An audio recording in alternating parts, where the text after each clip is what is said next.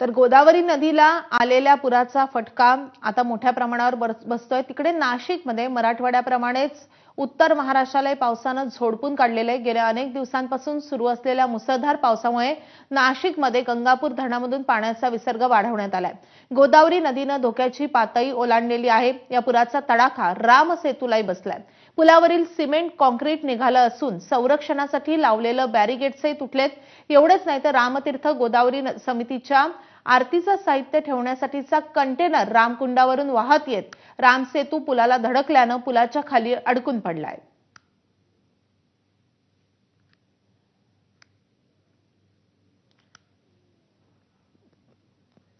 या संदर्भात अधिक माहिती देण्यासाठी आपले प्रतिनिधी मुकुल कुलकर्णी आपल्या सोबत आहेत। मुकुल, गोदाकाठी काय स्थिती आहे सध्या?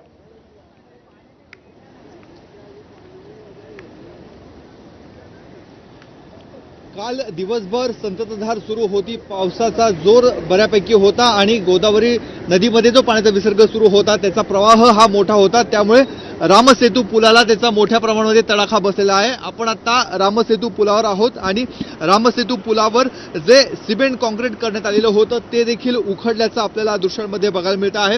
खरं तर हा पूल याआधीच कमकुवत झालेला आहे। त्यामुळे कुंभमेळ्याच्या पार्श्वभूमीवर या पुलाची डागडुजी करावी किंवा इथे नवीन पूल बांधावा अशी मागणी होत असताना आपण बघतोय हा पूल आहे तसंच आहे आणि त्यामुळे हे संपूर्ण पुलाचा भाग हा उखडलेला आहे। काही भाग या ठिकाणी अडकलेला आहे तर काही भाग हा इथून पुढच्या बाजूला देखील पाण्याच्या प्रवाहामुळे फेकला गेलेला आहे। काल या पुलावर पाणी होतं, त्याचबरोबर ज्या पाणवेली होत्या पाणवेली मोठ्या प्रमाणात वाहत आलेल्या होत्या, त्यामुळे काही प्रमाणामध्ये हे जे बॅरिकेड्स आहेत हे देखील तुटले गेलेले आहेत। रामतीर्थ सेवा समिती त्याची आरती नाशिकच्या रामकुंडावर चालते, त्यांचा हा कंटेनर आहे। हा रामकुंडाच्या जवळ असणारा कंटेनर हा तिकडनं पाण्याच्या प्रवाहामुळे जोरदारपणे वाहत आला।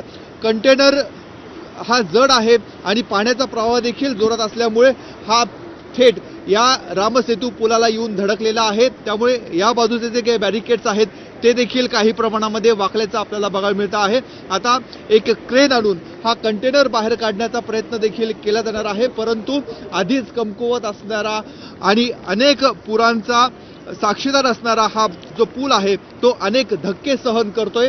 त्यामुळे याची लवकरात लवकर डागडुजी करावी, तसंच सध्या हा पूल वाहतुकीसाठी पूर्णपणे बंद करावा, कारण अनेक ठिकाणी हा पूल डॅमेज झालेला आहे, त्याला हादरे बसत आहेत। त्यामुळे वाहतुकीसाठी बंद करावा अशी मागणी देखील केली जाते। आपला आरतीचा जो कंटेनर होता तो कंटेनर वाहत आलेला आहे, आता पुढे काय करणार आहात? कंटेनर वाहून आल्यामुळे आमचं रामतीर्थ गोदावरी सेवा समितीचं खूप मोठं नुकसान झालेलं आहे। जवळपास 16 लाखांपेक्षाही अधिक आता प्राथमिक अंदाज आहे आमचा। पण आम्ही पुन्हा उभं राहू आणि नाशिकचं सांस्कृतिक वैभव पुन्हा नाशिकला आम्ही मिळवून देऊ आणि आमचे 450 गोदा सेवक या ठिकाणी काम करत आहेत आणि आम्ही समाजाच्या बळावरती संपूर्ण ताकदीने आम्ही उभं राहू आणि पुन्हा मोठ्या भव्यतेने ही आरती आम्ही पुन्हा आरंभ करू। आमची आरती चालूच आहे। आरतीत आमचा खंड नाही, पाऊस असो ऊन असो वारा असो, आमच्या आरतीत कुठेही पुरामुळे कुठेही खंड पडलेला नाही, पण नुकसान मात्र खूप झालेलं आहे। आम्ही त्यातून उभं राहू आणि आम्ही गरुड भरारी काम नक्की घेऊ। याला अधिकृतपणे कुठेतरी आपले साहित्य ठेवण्यासाठी जागा असायला पाहिजे का? याबाबत आपण काय आता पुढे कारवाई करणार? आम्ही माननीय आयुक्तांना या संदर्भात निवेदन दिलेलं आहे, जिल्हाधिकाऱ्यांशी या संदर्भात बोलणं झालेलं आहे, विभागीय आयुक्तांशी पण आम्ही या संदर्भात अनेकदा बोललेलो